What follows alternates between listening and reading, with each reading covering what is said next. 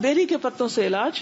بیری کے 7 پتے لے کر 2 پتھروں کے درمیان کوٹ لیں, پانی میں ملا دیں اور اس پر آیت الکرسی اور قل هو اللہ وغیرہ پڑھ کے 3 گھونٹ اس میں سے پی لیں اور باقی کو جسم پر بہا لیں, تو انشاءاللہ اس سے بھی اثرات دور ہوں گے.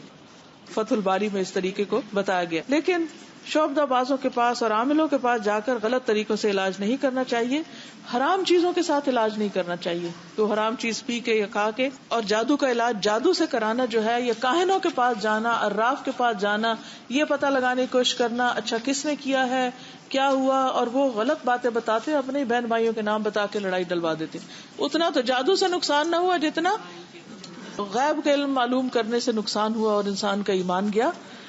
تو ایسی چیزوں سے رکنا چاہیے. پھر اسی طرح نبی صلی اللہ علیہ وسلم نے فرمایا, میری امت کے 70,000 لوگ بلا حساب جنت میں داخل ہوں گے. یہ وہ لوگ ہیں جو نہ جھاڑ پھونک کرواتے ہیں نہ فال لیتے ہیں, بلکہ اپنے رب پر بھروسہ کرتے ہیں.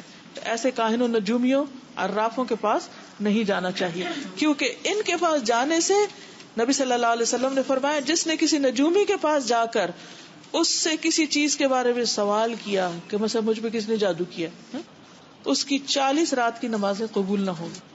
نبی صلی اللہ علیہ وسلم نے فرمایا, جو کسی کاہن یا نجومی کے پاس جائے اور اس کی باتوں کی تصدیق کرے کہ ہاں بالکل ایسے ہی, یہ جو آپ بتا رہے ہیں صحیح کہہ رہے ہیں, تو گویا اس نے محمد صلی اللہ علیہ وسلم پر نازل ہونے والی شریعت سے کفر کیا.